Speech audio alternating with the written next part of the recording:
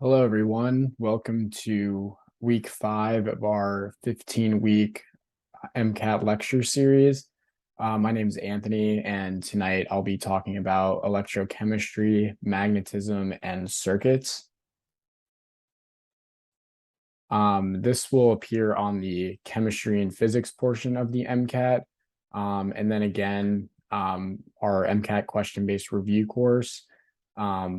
Our GroupMe, if you guys want to join and haven't already, you can hit this link, and then you can also reach out and email me, and I can join you to the GroupMe. Here is our Instagram handle where we post updates about our courses. And our YouTube channel here is where we have all of our MCAT content, so videos like this and our other 15-week lecture series videos will be uploaded to this page.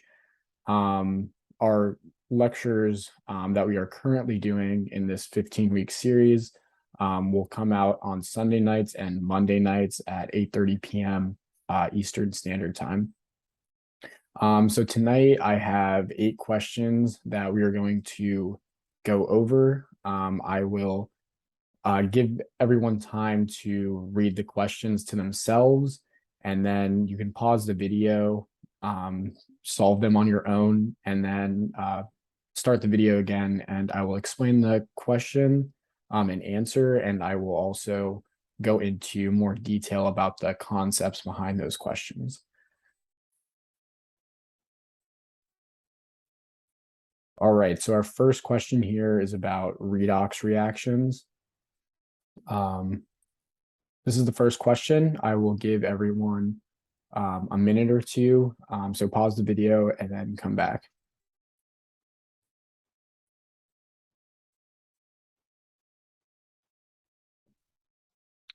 All right, so our first question here states, which atoms are oxidized and which atoms are reduced in the reaction below? So our reaction here is iron plus 2 HCl, and then those are reactants, and our products are FeCl2 plus hydrogen. So first, what we want to do here is evaluate each individual element before looking at our answer choices. This would allow us not to get distracted by our answer choices here. So first, when I'm looking at Fe, I see that this is in its elemental state. So I know my oxidation state is going to be 0. And then when I look on the product side and I see FeCl2, I know this is a ionic bond that has formed. Fe will take a +2 charge, while Cl will take a -1 charge. And because that is also multiplied by 2, I know that Fe from an oxidation state of 0 and then Fe2 plus will balance out with my chloride ion charge, and that itself, that whole molecule will be have a oxidation state of 0, so it'll be neutral. Here I know that my Fe is going to be oxidized. Now I can cross out B and C as it doesn't, B doesn't talk about Fe being oxidized, it says it's reduced, and then C does not involve Fe when I know that this is going to be one that is going to be oxidized. Now, when I look at Cl and H, I see here that hydrogen on my reactant side is going to have a +1 charge, while my chloride is going to have a -1 charge. And then when I look here, I see that it's hydrogen's neutral. Therefore, I'm going from a +1 charge to a 0 charge, meaning that hydrogen is going to be reduced. So I know my answer is D here. I will explain a little bit farther using this, using what I calculated my oxidation states to be, and then setting up my half reactions here. So what I mean when I'm saying that the oxidation states, so I know Fe is 0, I know my hydrogen is +1, Cl is -1, and because there's no charge over here on this whole compound, I know that it's going to have to add up to be 0. Same thing here with FeCl2. I have my oxidation state of Fe is going to be +2 and chlorine to be -1. And here hydrogen is going to be 0. And I can see here I just drew out so I know how my oxidation states are changing.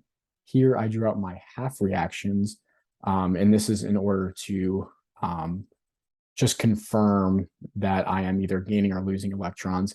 Here I know for iron that I am, because I have iron is going to Fe2 plus 2 electrons, so I know it's losing electrons.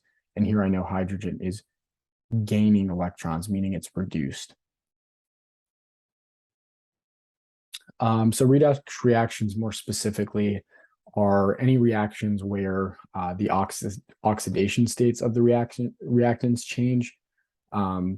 This means that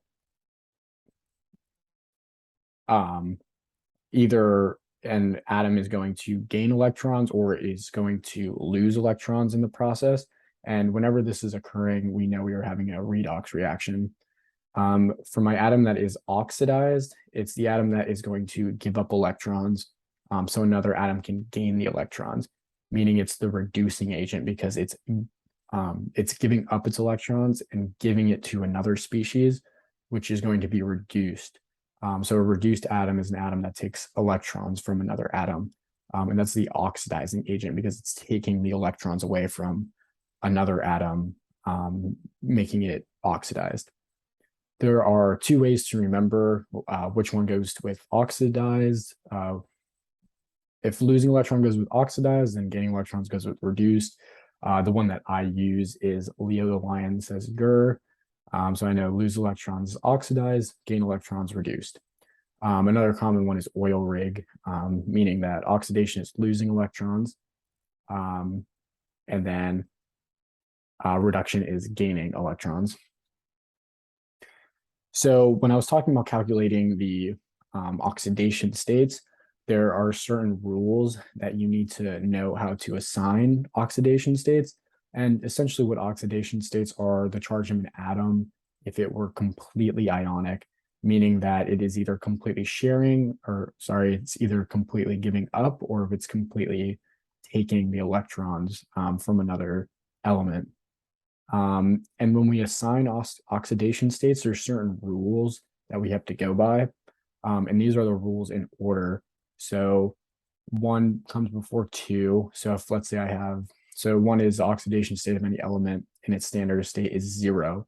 And if I have this conflicting with something lower in the list, I will always choose the one of the highest priority number. So this is an important chart to memorize. Make sure you come back to this slide and memorize these in order.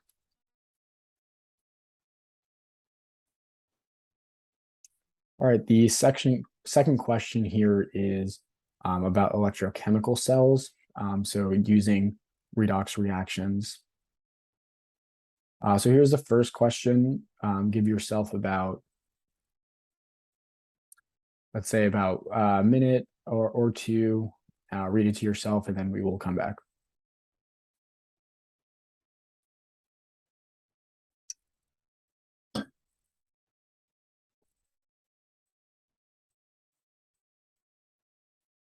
All right, so the question states, this galvanic cell, the one we see over to the right, is being used to power a light bulb. In which direction are the electrons flowing? So first, we have to determine what is the cathode and which is the anode. So the cathode is going to be the positively charged electrode in a galvanic cell, and the electrode that is negatively charged is going to be the anode. Here I see the charges associated with each one. So I know that my copper electrode is going to be the cathode.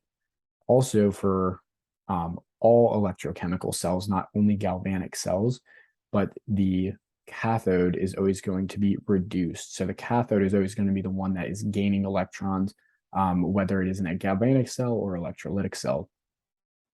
Therefore, I can determine that my electrons are going to flow from my zinc electrode to my copper electrode. And I know my answer is A. So I will talk about galvanic cells and electrolytic cells, which are the two types of electrochemical cells that we need to know for the MCAT. So galvanic cells they take advantage of redox reactions when generating a current to do work. So these occur using spontaneous reactions, meaning that whichever element has the highest reduction potential, the electrons are going to spontaneously flow to that one, where electrolytic cells, on the other hand, do not take advantage of a spontaneous reaction, instead use something else, an external source, in order to provide it energy to cause a non-spontaneous reaction. And that is why the current that is generated spontaneously is used to do work with galvanic cells. When looking at my electrodes in particular, I have an anode that is the electrode that gets oxidized.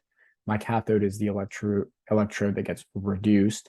And for galvanic cells, I know that my cathode is going to be positive and my anode is going to be negative. The salt bridge is what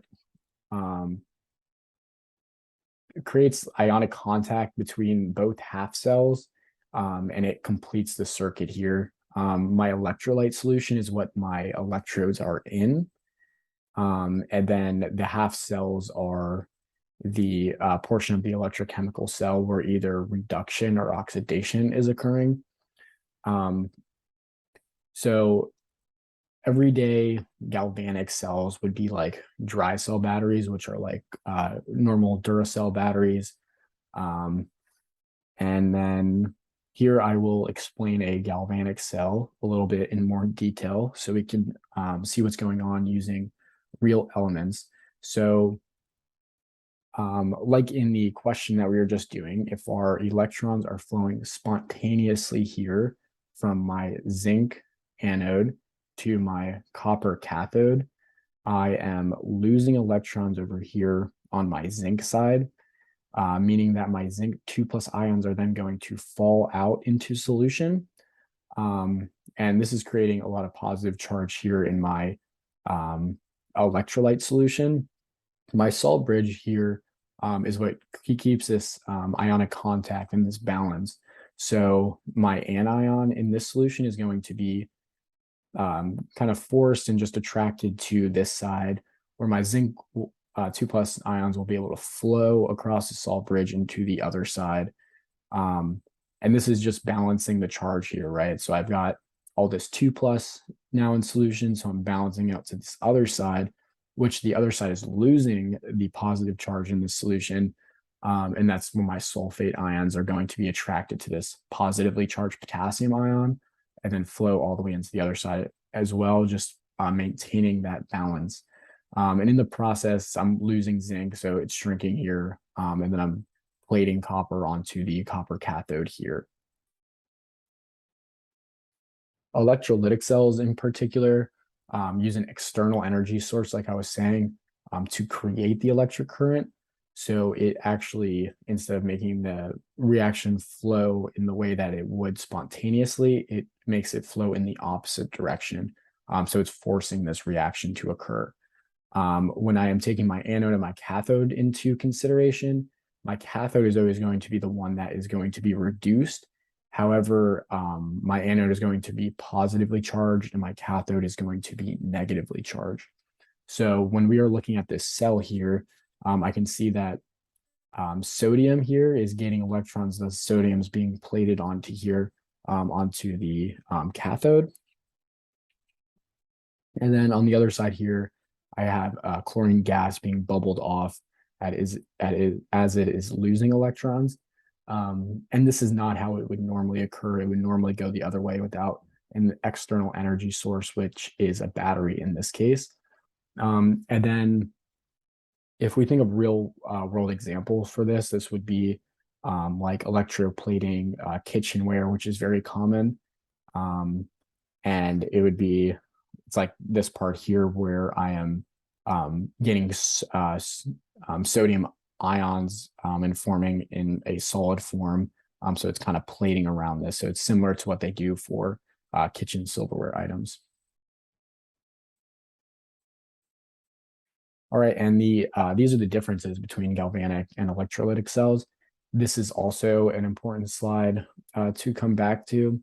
So we know that both galvanic and electrolytic cells, where reduction occurs, which is at the cathode, where oxidation occurs, which is at the anode, the direction of electron flow from anode to cathode, and then anions migrating to the anode and cations migrating to the cathode. And then, as we were talking about, the differences here are galvanic cells use spontaneous reactions, while electrolytic cells use non-spontaneous reaction with an external energy source. The total cell potential for galvanic cells is positive. The total cell potential of electrolytic cells is negative. And then here we have the differences also between the anode and the cathode. So make sure you are coming back to this chart here.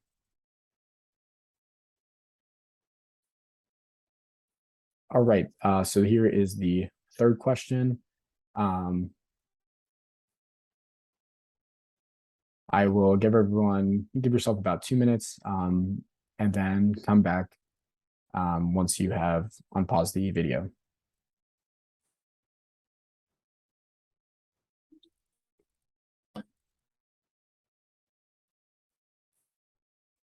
All right, so this problem states a galvanic cell is constructed from 2 half cells of silver and nickel.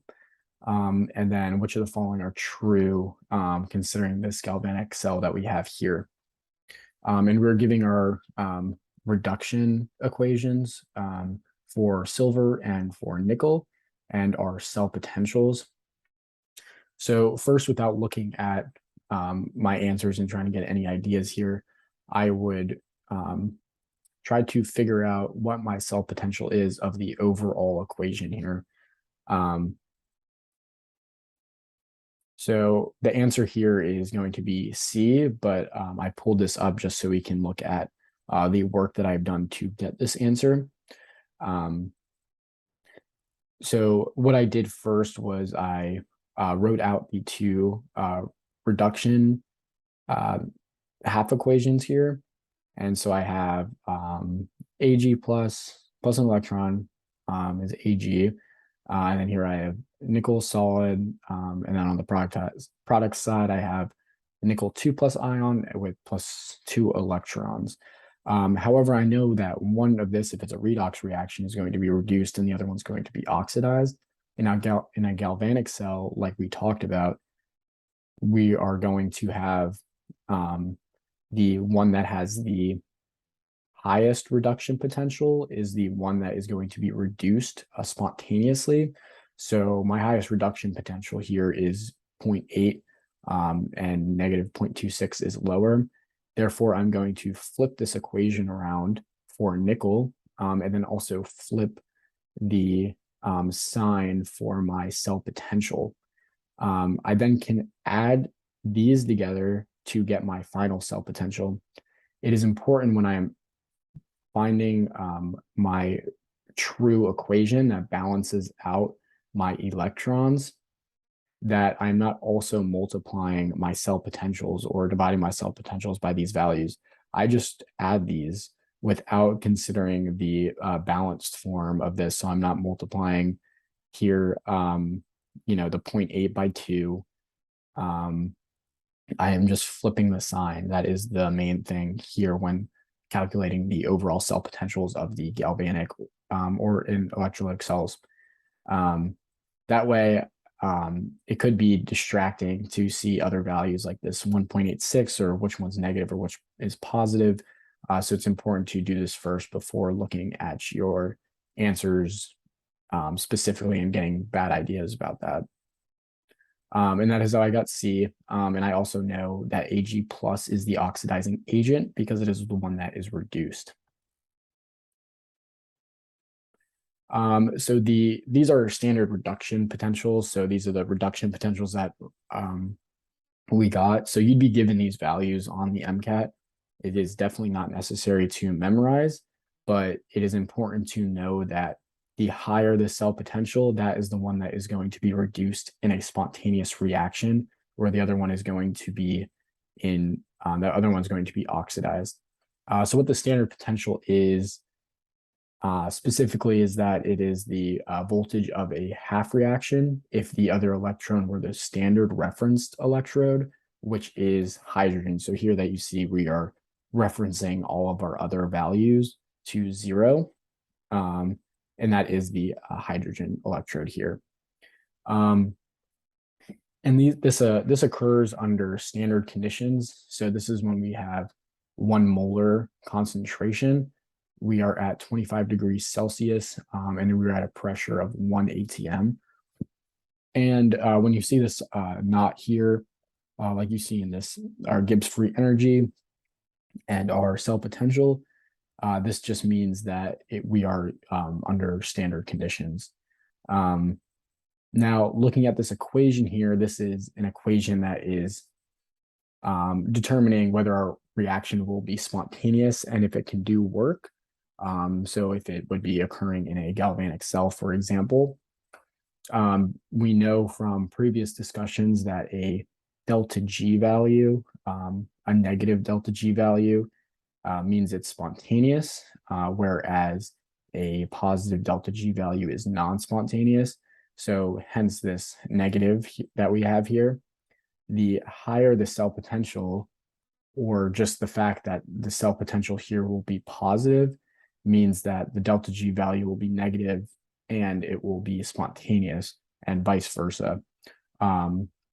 So besides our delta G value being Gibbs free energy, we also know N is the number of moles of electrons that's transferred during the equation. Why it is important, like in our previous problem, that we made sure we balance out the electrons. And this way we can get our N value here. F is Faraday's constant, which is 96,500 coulombs. This is something that you do want to memorize as well. And E naught here is our cell voltage under standard conditions. Obviously, if it didn't have the naught, it wouldn't be under standard conditions. Now, reduction potential is under non-standard conditions. So this is when any of the pressure, the molar, like we talked about here. So any of these, if these differ at all, then we are under non-standard conditions. And there is ways that we can get around this to still figure out if our cell potential, and to still figure out if our reaction is going to be spontaneous. So here we have the Gibbs free energy under non-standard conditions. And this is the equation. If we wanted to figure out E cell under non-standard conditions, this is the equation that we would use here. It is also easier if we did have to calculate this on the MCAT to use this bottom equation here, as it would be very difficult to plug in your RT values and F values, and take a natural log of that Q value.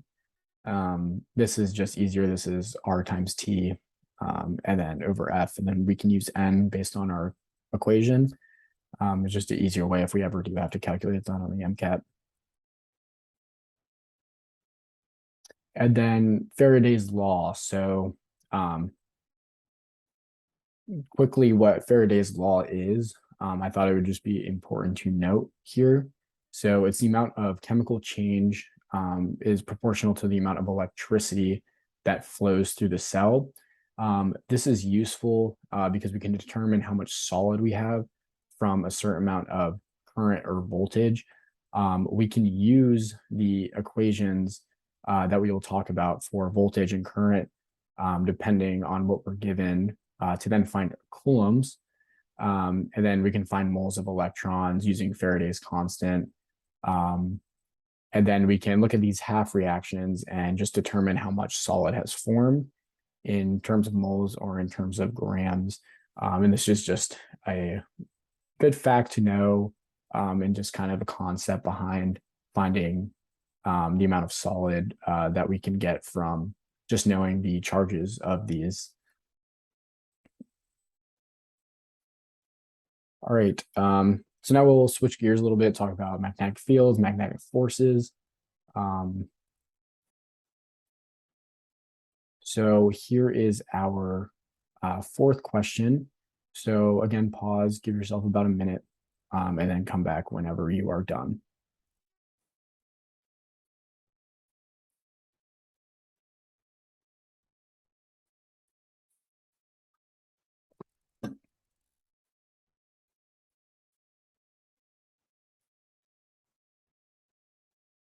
All right. So this fourth question that we have here about magnetic field states, an electron moving left in a straight current carrying wire creates a magnetic field that points in what direction? So for this problem, we have to know what the right-hand rule is for magnetic fields and how to apply it on a current carrying wire. So here I will show you based on this screen, and then the answer is D, into the screen. And I'll show you how I got this answer here. So using the right-hand rule, we're going to determine the magnetic field. What we're going to do is going to take our right hand, and our thumb is going to be in the direction of our current. And then we are going to curl our fingers, and that is going to be the direction of our magnetic field. So here I have my magnetic field going left, and then I curl my fingers and I can see that it forms concentric circles around this current carrying wire. So then I know, but when I'm just looking above the wire, my magnetic field is going to go into the screen. And then when I curl my hand back around, it's going towards me, so it's going out of the screen.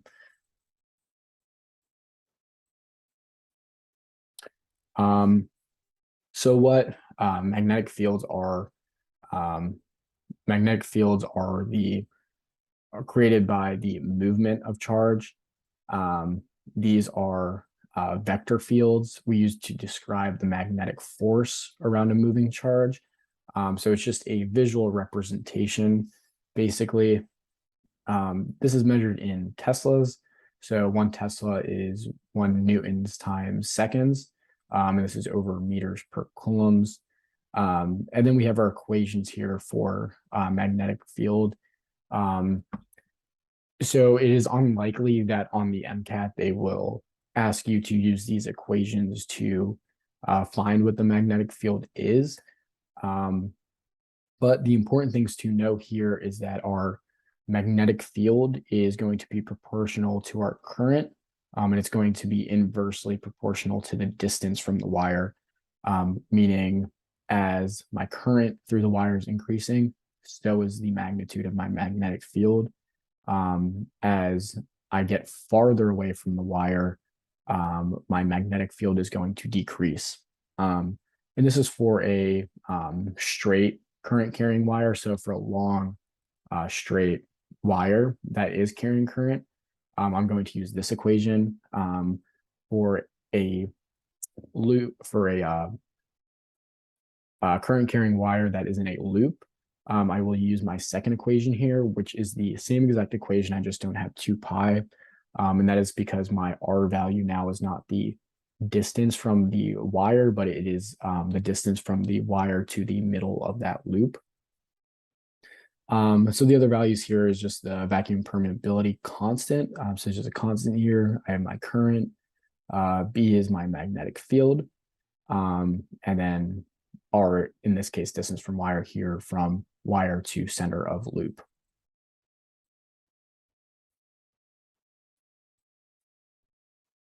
And then also here, when I'm looking at my magnetic fields, when I have a bar magnet, so I see A and B here. Obviously, my lines are going from north to south, and you can see that the distance in between these lines here are actually the magnitude. So the closer that they are, the more intense my magnetic field will be. So yeah, you can see that here definitely in B. However, once we get to opposing ends together, we see that we actually have an area without a magnetic field, and they actually repel. And that is at an equidistant point between the two poles, considering that these have the same magnitude as well. All right. So we did talk about the right hand a little bit, but I will just make sure that everyone does understand it, especially for a loop, which we did not talk about previously um, in terms of the last question. So again, I'm going to point my finger in the direction of the current, and I'm going to curl my fingers in the direction of the magnetic field. So it is, you know, um, not quite as difficult when I'm just thinking of a straight wire, but when I have a curved loop, it is a little bit different because I have to try to just to conform my hand in different ways in order to make sure that it is in that same position. However, you can see here that um, my magnetic field either way will always inside of a loop will either be going in or out of the page, and then outside of the loop will also be in or out of the page. So you won't have differences like at different points here. That will always be consistent.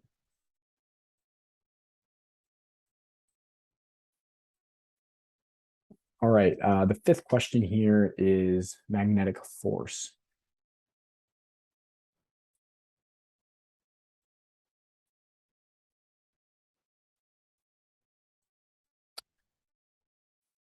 So I have given the answer accidentally here, but try to give yourself a minute and solve this problem. Um, and then we will talk about specifically how to solve it.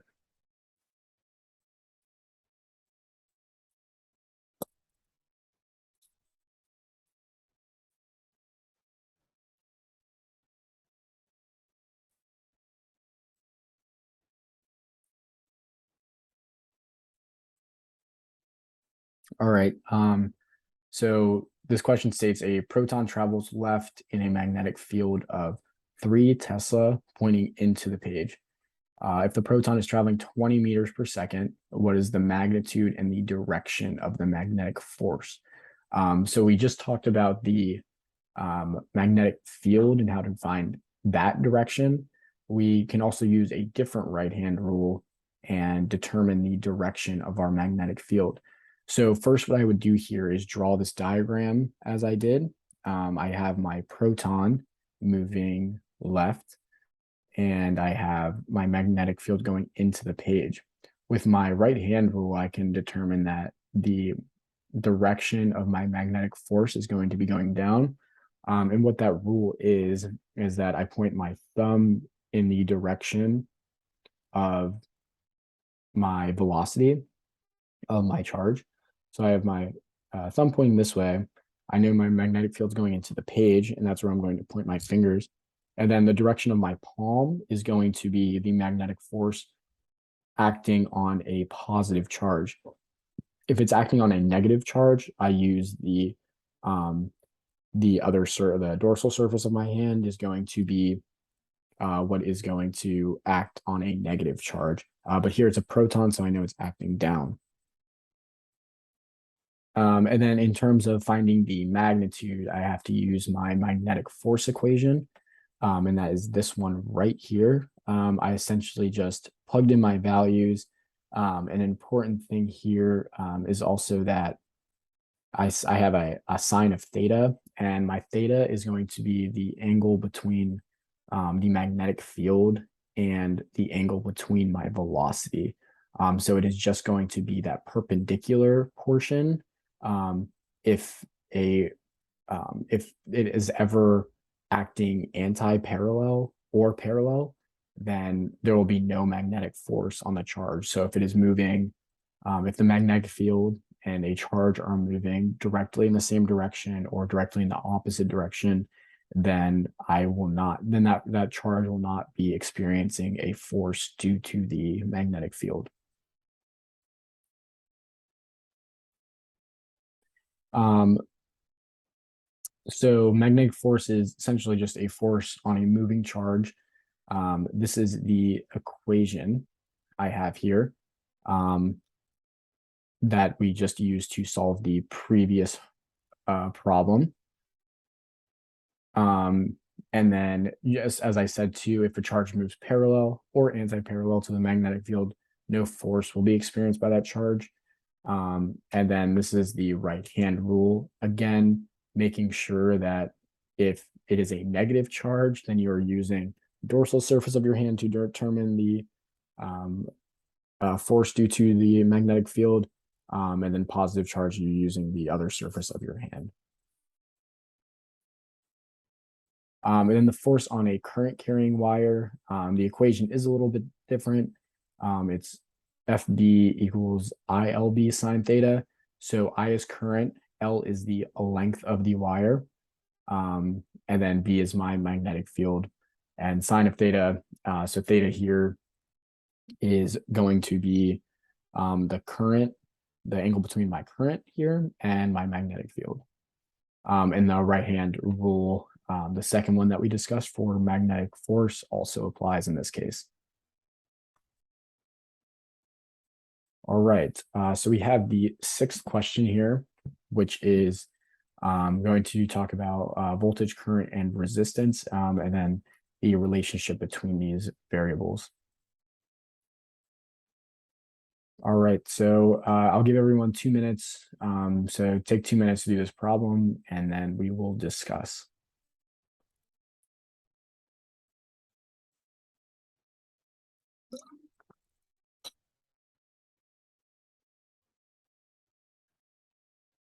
All right, so this question states if 6 times 10 to the negative 6 coulombs of charge flow through a closed circuit connected to a battery in 6 seconds in the circuit, and then we also know that in the circuit there is a 100 ohm resistor.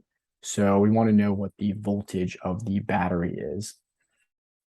So in this case, I would first, again, I know I have to do a calculation. So I'm trying to not look at my answer choices and determine the equations that I will have to use. In this case, I know I have to use my equation for current in order to get that value, because I'm given value of charge and I'm given a time. That way I can find my current value, because I know I'm going to have to use Ohm's law here, which is V equals IR, in order to get my voltage. And I determine that by writing down what I have and what I don't have, and then finding out ways in order to get all of these variables. So in that case, I plugged in my charge and my time in order to get the current, and then I plugged the current into my Ohm's law equation, and then I also took that from my 100 ohms here for resistance of the resistor. And I found my voltage to be 1 times 10 to the negative 4th volts, and that aligns here with A. I wrote 100 as 1 times 10 to the second in order just to make calculations more simple. All right. So I will talk about voltage first. So what voltage is, it is a potential difference. Those words are synonymous.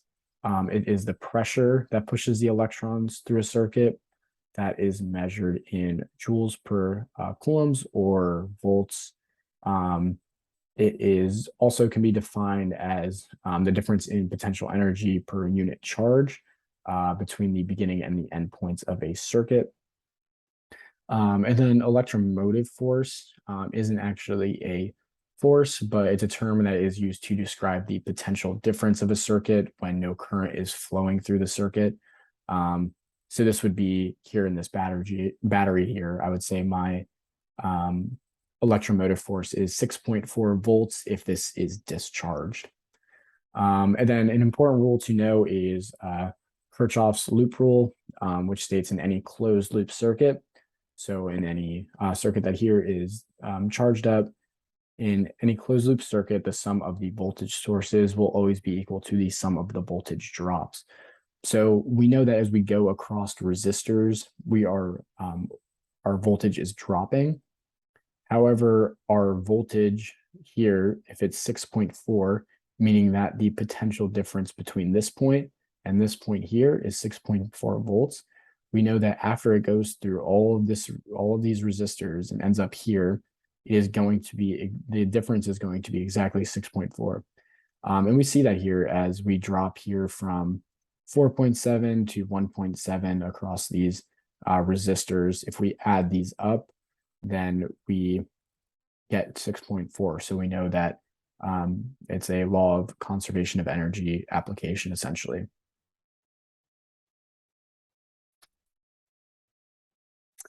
Okay, current here. So current is the amount of charge passing through the conductor per unit time. So our voltage is what is pushing these charges through the current or through our circuit, and it's creating this current. So it's measured in amperes, which is 1 coulomb per second. So the amount of charge that is going past a certain point per unit time. And what the convention is for current is that the direction that current goes is actually the direction of positive charge flowing. So when we usually think about electrons flowing through a circuit, it's actually in the opposite direction. And then Kirchhoff has another rule here called the junction rule, which states at any point in a circuit, the sum of the currents into that point will equal the sum of the currents out of that point. So here we can see in this picture, the I1 here will equal the sum of I2 and I3. And we know that is the case due to Kirchhoff's junction rule. Essentially another law of conservation of energy application, because we know that no current is going to be dissipated after you get to a junction. Now resistance. So what resistance is, it's a material's opposition to the movement and the flow of charge. It's measured in ohms, and this here is our equation. So R is our resistance measured in ohms. This value, this variable right here is resistivity, and it's measured in ohms times meters. And this is the intrinsic resistance of a material, intrinsic resistance to flow of a material. Our L here is going to be the length of our circuit here, or our wire. And then our A is going to be the cross-sectional area of the wire. So therefore, the factors that influence resistance are going to be the values in this equation, also temperature. So the way that temperature affects resistance is that a greater resistance will occur at higher temperatures, because our increased thermal energy will cause more current to be dissipated from the resistor. And then the important thing about this equation too is not that you might be asked to solve equations with this, but just the relationship. We know that our resistance will increase as the length of our wire increases. Our resistance will increase as the resistivity of a material increases. And our resistance is inversely proportional to the cross-sectional area of our wire. And that's because there's an increased number of pathways with a bit larger cross-sectional area for electrons or other charges to flow through. And then just lastly, a very important equation on the MCAT regarding circuits is Ohm's law, which is voltage equals current times resistance. And that is the same equation that we use to get our voltage value in the last question.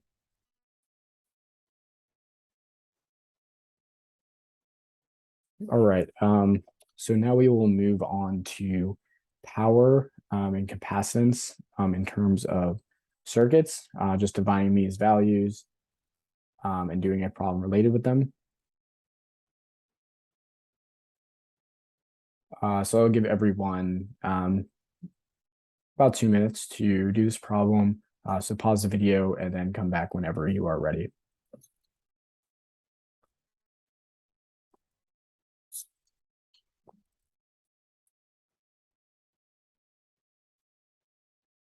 All right, so this question states, given a resistor in a closed circuit with a resistance of 9 ohms, how much power is dissipated if the current flowing through the resistor is 3 amps? First, I will think about the equations that I need for this problem without looking and getting distracted by my other values. So I know that my equation for power in terms of circuits, I have three different ones that I can use, important to memorize, as if I only know P equals IV, I'll have to do some other solving, or I might not know that without any more information that I can't just convert it to one or the other.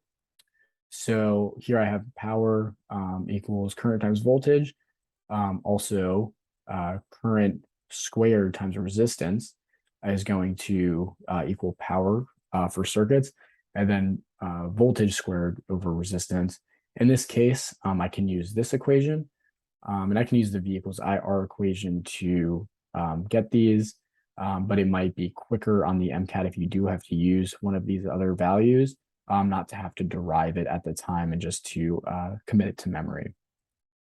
Anyway, so here I know that I have to square 3, which is 9, times 9, I get 81 joules per second, which is power. Therefore, I know my answer is B. If I, memorize these equations, I might get one of these other values, as maybe I didn't square that, or I squared another value. Okay, so power in a circuit is the rate at which energy is dissipated by a resistor as current is flowing through the circuit. Again, these are our power values or power equations for circuits, and then just what power is going to be the energy per unit time. Now talking about capacitance specifically. So what capacitors are, they're just things that are placed in circuits in order to hold charge at a certain voltage. Real life examples of this is like a defibrillator. So what happens there is that when you're rubbing it together, you're just gaining this charge, and the charges are staying put on this plate. And then when someone is shocked, that is just the dissipation of the charge. And then what capacitance is itself is it's the ratio of the magnitude of the charge stored of the capacitor and the voltage across the capacitor. So it's basically just saying how much charge is able to be stored. And that is measured in farads, which are coulombs per volts. As you can see, because the equation for capacitance is charge per volts. Additionally, our equation for capacitance here, we have K, which is a dielectric. So dielectrics can be placed in between parallel plate capacitors in order to increase the amount of charge that is stored on capacitors. And for the MCAT, we are mostly dealing with parallel plate capacitors. So this equation applies here. Our EO is just a constant. A is going to be the area, and then D is going to be the distance. So the distance between the plates of the parallel plate capacitor, and then the area of each plate is going to be our A value here. And these are some other equations that are important to know relating to capacitors. So I have my electric field here in a capacitor. Is going to be the voltage over the distance or the charge over the area. I also have Q equals CV. So this is an important equation in order to sometimes to manipulate through in order to get one or the other value. And then our potential energy in a capacitor. This is another one here where there's a few different ones we can use. Again, we can use this in order to derive these values, but it might be easier just to commit them to memory. So on the MCAT, if you do have to solve a problem using one of these equations, you don't have to waste time deriving. All right, and our last question here is resistors and capacitors in series and in parallel. So we'll talk about both of those in different types of circuits. All right, so here is our last question. I will give everyone about 1 minute, so pause the video and come back whenever you are ready.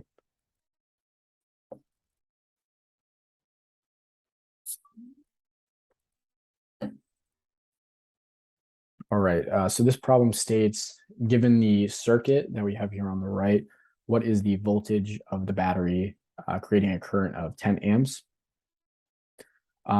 So I will show below how I solved it, but how I'm approaching it as first is knowing first what equations I'm going to have to use in order to find this value. So here I'm given different resistance values. So I know I have, a way to find resistance. I have my current. I'm going to need to find voltage. So I know I'm using Ohm's law. And now I have to be able to know how to add up these values for resistance in series in order to get my voltage. So here I have my equivalent resistance. So basically if I am pretending like all of these resistors here can act as one, I am going to just add them up because they're in series. And then I'll get an equivalent resistance for my whole circuit here to be 10 ohms. And then plugging that into my Ohm's equation, my Ohm's law equation, I am going to get 100 volts as my answer. So now I'll talk specifically about how I knew to just add up these values. So I have resistors in series and resistors in parallel. So when my resistors are in series, I know my current is going to be the same through all resistors. There's no other path for my current to go when it's flowing. So therefore, my current is just going to be the same the entire time, meaning that my equivalent resistance, I can just add them here. Where for resistors in parallel, there's going to be a voltage drop, which is the same through all resistors. And that is because the current can go different ways. So the current can change here, but my voltage will stay constant. And therefore, when I am solving for resistors in parallel, I use the inverse here in order to get my equivalent resistance. It is the opposite here for capacitors. So when capacitors are in series, I am going to use this equation here where I now have capacitance inverted. And for capacitors in parallel, I will just add them up. So therefore, I know that for capacitors, when I put them in parallel, I can actually increase my capacitance. But if I have capacitors in series, then I'm actually, my equivalent capacitance is going to decrease if I keep adding capacitors. All right, that is the end of tonight's lecture. If you do have any specific questions, you can reach out to me. Here's my email. And you can also email me if you want to be added to the GroupMe or any other information. Thanks again, and good luck studying. Let me know if you do need anything. Have a good night.